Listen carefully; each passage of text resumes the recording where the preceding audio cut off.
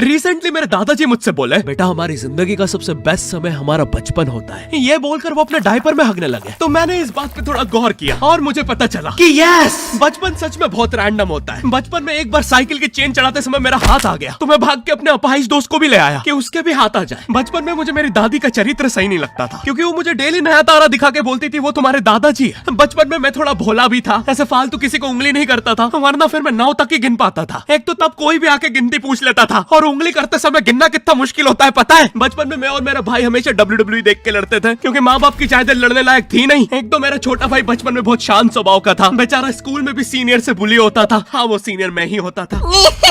एक बार मुझसे बोलता, भैया डॉक्टर बनना मेरा सपना है। तो मैंने उसे नीट की बुक्स ला दी, तो अब वो उसका पूरा सपना बन गया। अब वो डॉक्टर गेम में भी बीमारी बनता है, और बवासीर पीछे होती है। चिंटू बुक्स नहीं पढ़ रहा है तू? एक बार बेचारा बिस्तर पे गिर के रोने लग गया, तो सब बोलने लग गए कुछ नहीं हुआ, चींटी मर गई, चींटी मर गई। मैं यहाँ सोच रहा हूँ फिर अभी तक हम चींटियों वाले बिस्तर पे क्यों सो रहे थे? हाँ, घर में सबकी पीठ पे ददोड़े हो रखे हैं। हाँ, ये नहीं गिरता तो हमें तो पता ही नहीं चलता बिस्तर पे चींटियां हैं। हम तो सोए जा रहे हैं चींटियों वाले बिस्तर पे। और स्कूल में जब भी ये छोटे भाई पैंट में हक देते हैं, तो बड़े भाई को क्यों बुलाया जाता है? पता है कितनी घनघोर बेइज्जती होती है पूरी क्लास के सामने, और बुलाते भी इतने सस्पेंस है, वो देख के बड़े भाई का हगना निकल जाता है। ऐसे 2 छोटे बच्चे स्लो मोशन में भाग के आ रहे हैं। हाँ, वो उनकी नॉर्मल स्पीड है। मैं देखता हूँ मेरे भाई को क्राइम सीन से 2 पियून पकड़ के ले जा रहे हैं। उसे ब्राउन रंगे हाथों पकड़ लिया गया। मेरे भाई ने मुझसे जाते जाते कहा, मुझे फंसाया जा रहा है। मुझे पता था इस लेंडे के पीछे की कहानी इतनी सिंपल नहीं हो सकती। कड़ी तहकीकात के बाद मुझे पता चला इस लेंडे के पीछे बड़े बड़े पॉलिटिशियंस, गैंग लीडर्स और माफिया इन्वॉल्व है। मेरा भाई सही कह रहा था, ये उसका लेंडा नहीं है। हैंड्स अप पीटी टीचर, तो वो लेंडा तुम्हारा था। तो तुम्हें पता चल ही गया, तुम मुझे कभी नहीं पकड़ सकते। रुको, भाग गया। जाने दो उसे बेटा, हमने पीटी टीचर के बड़े भाई को बुला लिया है वो लेंडा उठाने।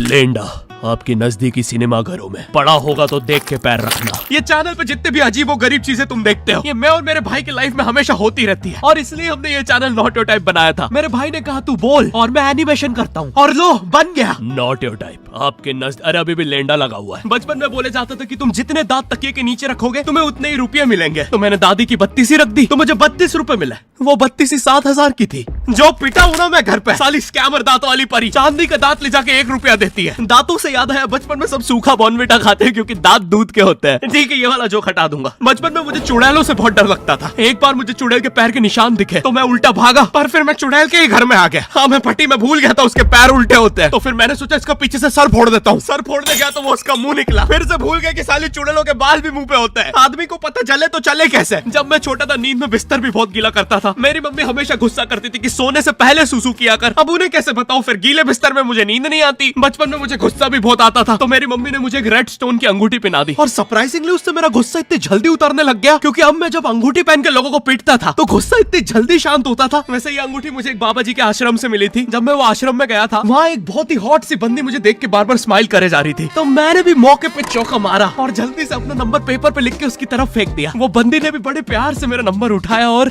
खा लिया। अरे भाई, उसको भूत लगे, वो तब से सबको स्माइल दे रही है। हम भी सुबह से नंबर फेंक रहे हैं, अभी तक 2 किलो पेपर खा गई है। हाँ, अब तुम्हें भी ऐसे रैंडम भूतों या स्ट्रेंजर्स पास नंबर ना फेंकना पड़े प्यार के लिए, इसलिए आओ हैपन पे चले। यहाँ तुम्हें मिलते हैं तुम्हारे कॉमन इंटरेस्ट के लोग।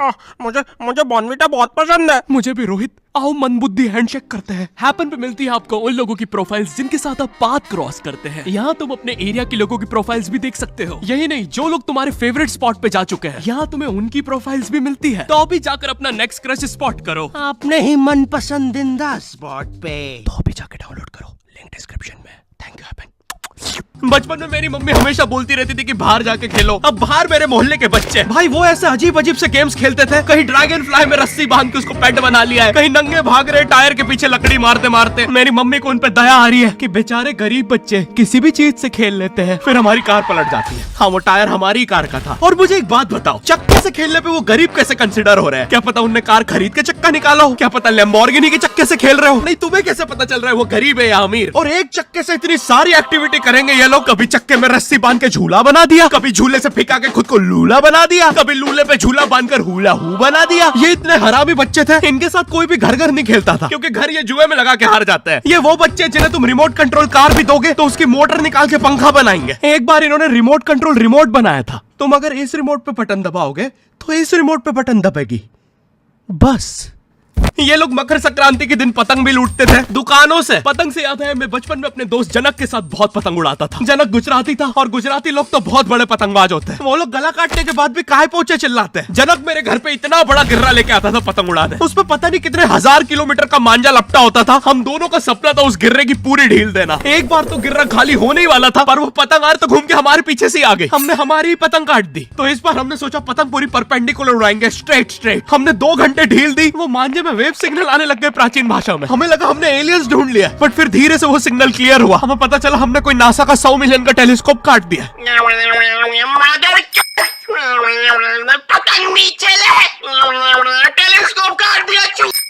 नासा का टेलीस्कोप जैसे ही नीचे गिरा बच्चों से पहले विसरो ने लूट लिया। बहुत वियर्ड था, इतने सारे बुड्ढे छत कूद के भाग रहे थे। एक तो जनक के मांझे में इतनी सारी गठाने होती थी, वो मांझा इतना भारी हो जाता था। हम चौथे माले से पतंग उड़ा रहे, वो दूसरे माले पे उड़ रही है। बचपन में बोला जाता है किसी भी स्ट्रेंजर से बात नहीं करते, तो फिर मैं इशारे करता था। तो फिर दादी मेरे चरित्र पे सवाल उठाती थी। दादी से याद है पुराने जमाने में एंटरटेनमेंट के लिए कुछ होता नहीं था, तो लोग 7-7, 8-8 बच्चे पैदा कर लेते थे ताकि उन्हें जायदाद पे लड़ता देख मजे ले सके। मेरे पापा के 5 भाई और 4 बहनें हैं, टोटल 9 बच्चे। मेरी दादी ने जिंदगी के 9 साल बस बच्चे दिए। दादी ने 9 साल तक पेट में इतनी लातें खाई है, उनके अंदर से एब्स आ गए थे। मेरी दादी लिटरली अंदर से टूट चुकी थी। उनका इतनी बार ऑपरेशन हो रखा है, उनको डॉक्टर ने टाकों की जगह चेन लगा दी थी। भाई आज के जमाने में तो इतने बच्चे कोई पैदा नहीं करता, उल्टा अबॉर्शन करवा लेते हैं। और यस मैं अबॉर्शन बोलूंगा क्योंकि मुझे जेल नहीं जाना। एक तो इंडिया में भी अबॉर्शन करवाना लीगल है, लेकिन बच्चे का जेंडर जानना इलीगल है। मतलब तुम मार तो सकते हो लेकिन किसे मार रहे हो ये पता नहीं कर सकते। तो देखो अब रिस्क कितना बढ़ गया है। क्या पता अंदर शेर बैठा हो या कोई बड़ा गैंगस्टर, क्योंकि तुम्हें तो पता नहीं है तुम किसकी सुपारी दे रहे हो। क्या पता वो अंदर बंदे लेके बैठा हो। बचपन में सबके मम्मी पापा डराते हैं मस्ती मत करो वरना बोर्डिंग स्कूल भेज देंगे। और मुझे बोर्डिंग स्कूल से इसलिए डर नहीं लगता था कि मैं वहां जाके अपनी फैमिली से दूर हो जाऊंगा। मुझे बोर्डिंग स्कूल से इसलिए डर लगता था क्योंकि वहां पे वो बड़े दांतों वाला ईशान अवस्थी होता है। मैंने पहली बार जब तारे जमीन का ट्रेलर देखा था तो उसमें वो पागल बच्चे ने आतंक मचा रखा था। फिर मैंने मूवी का नाम पढ़ा तारे जमीन पे। मुझे लगा बिछाए होंगे इस पागल को पकड़ने के लिए, शॉक वॉक देना होगा तारों से। इसके तो दांत भी इतने बड़े हैं, सारी तारे काट देता होगा। मुझे ट्रेलर देख के लगा कोई एक्शन मूवी है, आमिर खान जोकर बना हुआ है। मुझे लगा यही तारों का जाल बना के पकड़ेगा पागल को। हाँ ट्रेलर देख के तुम्हें क्या ही समझ में आएगा। एक शॉट में आमिर खान बोल रहा है आपके बच्चे को डिसलेक्सिया है, फिर अगले ही शॉट में जोकर बन के बड़ा मछलियाँ उड़ती क्यों नहीं। फिर मुझे लगा ये शायद अपने माँ बाप को बोल रहा था। और दया तो मुझे उस लंगड़े बच्चे पे आती है जिसके बगल में ईशान अवस्थी को बिठा दिया था। वो बेचारा उठ के भाग भी नहीं सकता। और मैंने तो सुना था बोर्डिंग स्कूल में बस नॉटी बच्चे जाते हैं, तो फिर इस बेचारे गाय से बच्चे को क्यों यहाँ भेज के रखा है। कहीं ऐसा तो नहीं इसके पहले पैर थे और ये बहुत मस्ती करता था तो माँ बाप ने पैर तोड़ के इधर भेज दिया। बस भाई मेरा हो गया है आज का। अगर तुम्हें वीडियो पसंद आई तो यार लाइक मारो। एम करते हैं 7 लाख लाइक्स के लिए। पिछले वीडियो में नहीं आए थे इसलिए अब मैं औकात में आ गया हूँ, इसलिए अभी लाइक मारो। चैनल पे नए हो तो सब्सक्राइब करो। मुझे मुंह दिखाई के लिए 10 मिलियन सब्सक्राइबर्स चाहिए। और हैपन को भी डाउनलोड करना मत भूलना।